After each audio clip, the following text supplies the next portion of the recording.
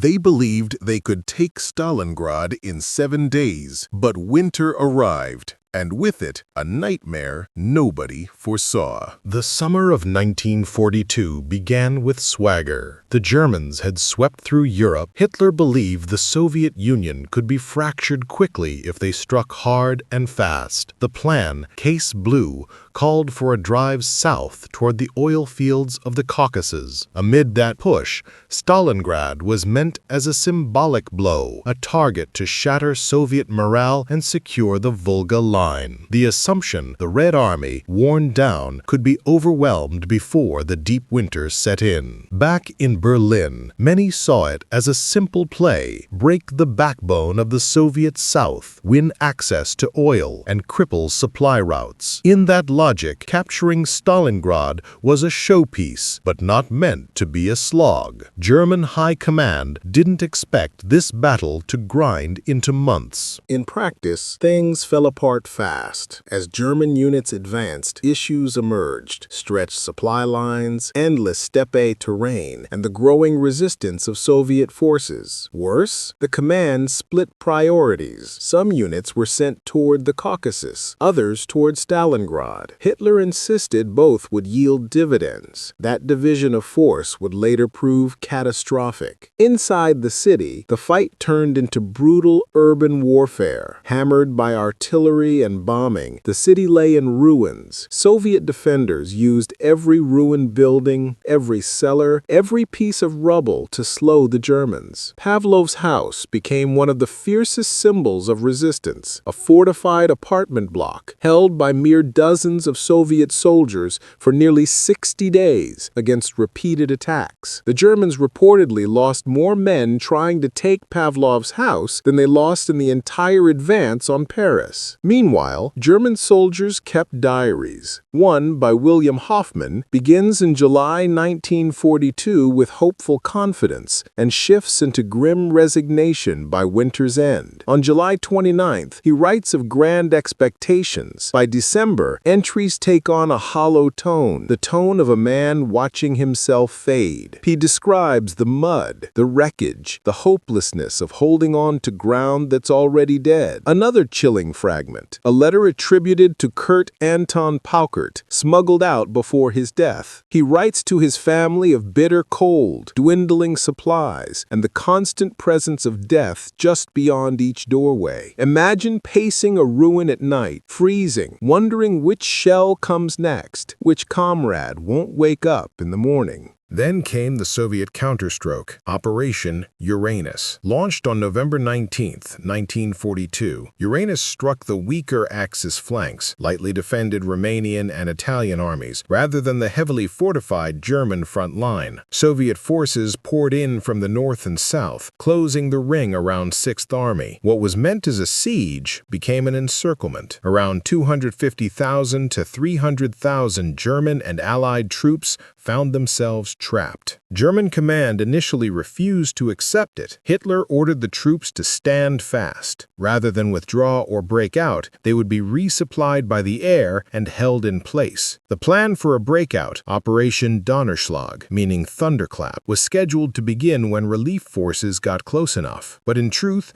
the breakout plan was always conditional. When Goering promised that the Luftwaffe could sustain the encircled troops by air, the breakout plan was postponed or deprioritized. The airlift was a fantasy. The 6th Army needed at least 700 to 800 tons of supplies per day, but the Luftwaffe could deliver, at best, around 100 tons under ideal conditions. In harsh weather, with Soviet anti-air defenses and freezing conditions, those numbers dropped drastically. Planes were lost. Pilots froze. Supplies never reached critical units. Inside the pocket, chaos reigned. Soldiers battled starvation, frostbite, disease, and constant shelling. Field hospitals overflowed. Men were left unmarked, unburied, uncounted. Numerous survivors later recounted scenes of men crawling toward supply crates, desperate for even half ration. Many died from the cold, not even from bullets. One hospital report described patients with limbs blackened by frost, unable to move, slowly succumbing to gangrene or infection. The medical staff ran out of morphine, bandages, antiseptics. The wounded were left where they delay. Many letters written by soldiers mention shoes freezing, rations turning to paste, food eaten raw or stale. The cold wasn't just discomfort, it was a structure falling apart from within. Outside, in December, Manstein launched Operation Winter Storm, a relief thrust to break the ring. For a moment, it looked plausible. German tanks pushed through snow and exhaustion, fighting uphill against entrenched Soviet forces. They advanced within 48 kilometers of the encirclement. But here, winter revealed its true power. Fuel froze. Engines choked on frost. Artillery trails slowed. Communications failed. The German relief force buckled under weight of supply constraints and intense Soviet resistance. Attempts to link up with the trapped Sixth Army never succeeded. Complicating matters, the Soviets launched Operation Little Saturn as a follow-up to Uranus. They hit German forces further to the west, threatening to sever supply routes and distract relief efforts. As a result, German high command diverted forces away from Winter Storm to respond to Little Saturn. In one stroke, they undermined their own rescue.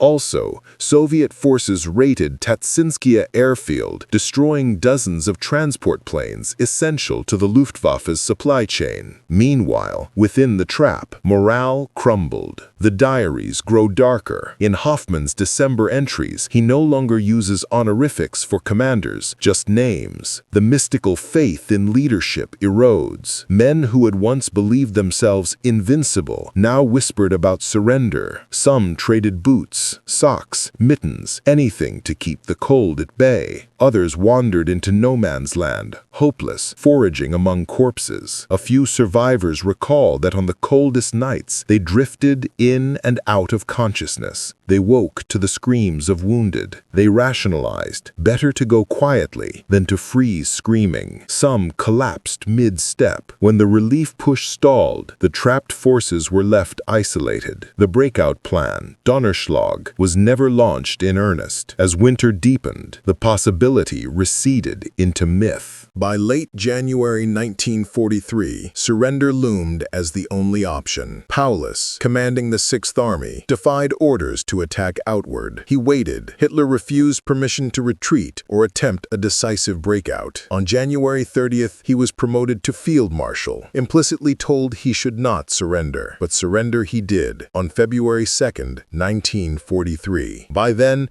most fighting effectiveness was shattered. Food was gone. Men were weakened, delirious, broken. Of perhaps 250,000 to 300,000 troops trapped, only about 91,000 surrendered alive. Many would die in Soviet captivity. The rest died before surrender could even be arranged. The aftermath rippled across Germany. The myth of invincibility, long propped up by propaganda, crumbled in households. Letters from soldiers, once full of optimism, now described nothing but bitter regret and horror. In Germany, the shock was profound. For the first time, people confronted the idea that the Wehrmacht could be defeated. The Eastern Front was no longer a cleansing march to Moscow. It was a grinding wasteland, a slaughterhouse where hubris and nature had joined forces. What began as a 7-day blitz ended in months of tragedy. A plan built on overconfidence collided with winter's uncompromising force, and internal divisions, miscalculations, and logistical fantasies sealed the fate of tens of thousands. Stalingrad didn't just mark a turning point in WW2, it stood as a brutal lesson. Arrogance can blind even the best-equipped army, and nature always has the final say. When you see the agony of winter, the diaries of men who froze in silence, and the collapse of propaganda, you're left with a harsh question. When you assume something can be done quickly, how often do you misjudge the things you can't control? They thought they'd win in days, but they froze in ruins, and winter didn't ask permission.